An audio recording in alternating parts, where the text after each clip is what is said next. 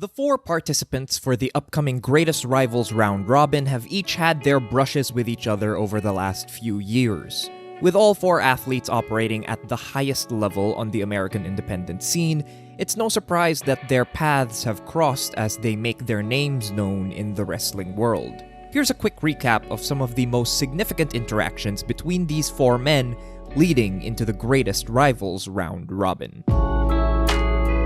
Of all the different pairings amongst these four, Tony Deppen and Matt Makowski might have the most bitter history between them. Their story goes back to Season 2 of Beyond Wrestling Uncharted Territory and the Discovery Gauntlet. Matt Makowski was scheduled to be the season's first challenger against the final Discovery Gauntlet winner of Season 1, Red Death Daniel Garcia. While being interviewed backstage for his match, Makowski gets jumped by Tony Deppen. Deppen would go on to usurp Makowski's spot and defeat Red Death to move on in the Discovery Gauntlet. On the Halloween episode of Uncharted Territory, a mysterious luchador named Nemesis was scheduled to be Deppen's fourth challenger. In his pre-match interview, Deppen is visibly shaken about the new challenger. Are you my opponent? I'm not your opponent. He's wearing a mask. We're on Halloween. It's a very spooky night. Like, I don't know what to do tonight. Seconds into the start of the match, Nemesis unmasked to reveal that he was Matt Makowski on a path for revenge. Makowski uses the element of surprise to make quick work of Deppen, tapping him out with an O'Connor roll into a cross arm breaker. 2 weeks later, on the November 14th edition of Uncharted Territory, Makowski was set to defend his spot in the gauntlet against Gary J. After a scrappy fight, Makowski busts out the O'Connor roll into a cross arm breaker on Jay. The bell rings, but Jay hasn't tapped. Your winner, Matt Makowski! Wait, what just happened? The distraction leaves Makowski open for a brutal elbow shot from Gary J, who wins the match and ends Makowski's run in the Discovery Gauntlet.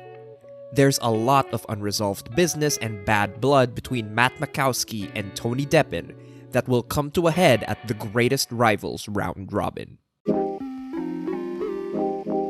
The very same night that Deppen ends Makowski's run in the Discovery Gauntlet, he's immediately confronted by Chris Dickinson.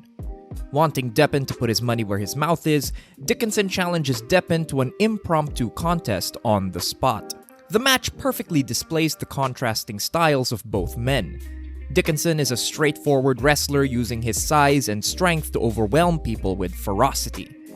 Deppen, meanwhile, relies on creating distance to help build momentum to take Dickinson down. Things degenerate into a downright slugfest with the two men exchanging vicious strikes. A miscalculation from Deppen, however, gets him caught in Dickinson's grasp, who drops him with the Pazuzu bomb for the victory. Deppen and Dickinson would cross paths again in Beyond at 2 weeks' notice. This time, however, the two met as tag team partners alongside Nick Gage in a six-man tag against Mance Warner, Matthew Justice, and Manders of the Second Gear crew. Early in the match, Gage injures his leg, rendering him unable to finish the match and leaving Dickinson and Deppen to take on SGC 2-on-3. Luckily, the two seem to be able to develop a little chemistry teaming together and are able to pull out the victory despite being behind in numbers. After being robbed of the chance to fight Daniel Garcia in the Discovery Gauntlet, Matt Makowski was set to finally have his match against Red Death at Beyond Shangri-La Magistral. Unfortunately, circumstances forced Red Death to drop out of the match. Ever the stalwart for Beyond Wrestling, Chris Dickinson stepped in to face Makowski instead. Makowski spends much of the match trying to set up Dickinson for his trademark cross arm breaker to tap him out. While Dickinson still has his power and signature strikes, he's also since diversified his game with more leg work that allows him to chip away at Makowski's base. Makowski finds incredibly clever and devastating ways to get Dickinson into the armbar, but the filthy father survives through it all. One final attempt by Weapon X gets blocked, however, leading to Dickinson locking in the STF in the center of the ring. Makowski taps out, giving Dickinson the victory in one of the most competitive matches in Beyond last year. Episode 6 of The Masked Wrestler saw Stokely Hathaway Jr. in the yellow mask take on Wildcat in the gray mask. For much of the match, Lil Stoke gets the clear advantage, visibly frustrating Wildcat at several points. However, a distracted referee is all Wildcat needs to hit Stokely with a low blow and grab a cradle for the victory. As per the rules of The Masked Wrestler, Stokely Hathaway Jr. then unmasked to reveal themselves as Tony Deppen. The following week on the season finale of The Masked Wrestler, Wildcat fell in the finals of the tournament to Genkai. Forced to unmask, Wildcat was revealed to be none other than Wheeler Yuta.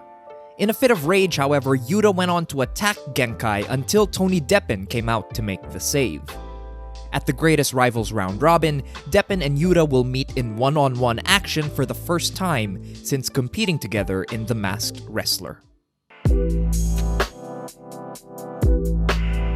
After finally defeating longtime rival Chuck O'Neil, Wheeler Yuta wanted to take a step up in the Beyond Wrestling hierarchy. In his eyes, there was no better way to establish himself than by challenging one of the most prolific wrestlers in the entire company, Chris Dickinson.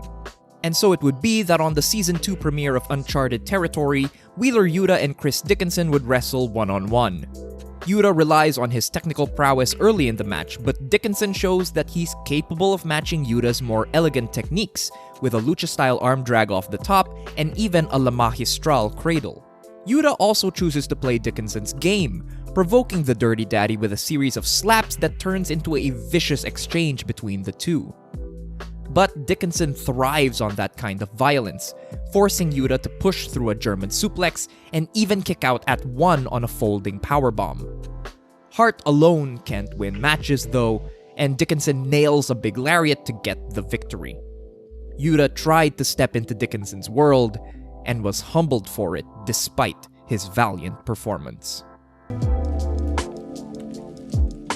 Of the 6 pairings set to clash at the Greatest Rivals Round Robin, only Matt Makowski and Wheeler Yuta have yet to wrestle each other in a Beyond Wrestling ring. Both are famed for their highly technical styles. Makowski's background in MMA provides him a gritty and hard-nosed approach to fighting, whereas Yuta relies more on traditional pro wrestling techniques inspired by European wrestling and lucha libre. Their paths in pro wrestling are directly linked, however. Both men trained under independent wrestling legends like Drew Gulak, Orange Cassidy, and Chuck Taylor.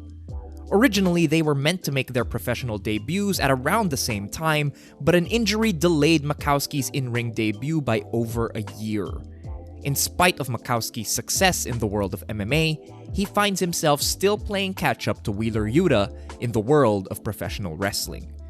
Can he finally overtake him in the Greatest Rivals Round Robin? So there you have it. A quick breakdown of the histories that these 4 men carry with them into the Greatest Rivals Round Robin. Who will emerge victorious among 4 of the most celebrated independent wrestlers on the scene today? You can find out right here on Beyond Wrestling's signature series, streaming only on IWTV. I've been Joseph Montecillo, and if you want to see more of me breaking down pro wrestling of the past and present, subscribe to my YouTube channel, youtube.com/JosephMontecilloYT.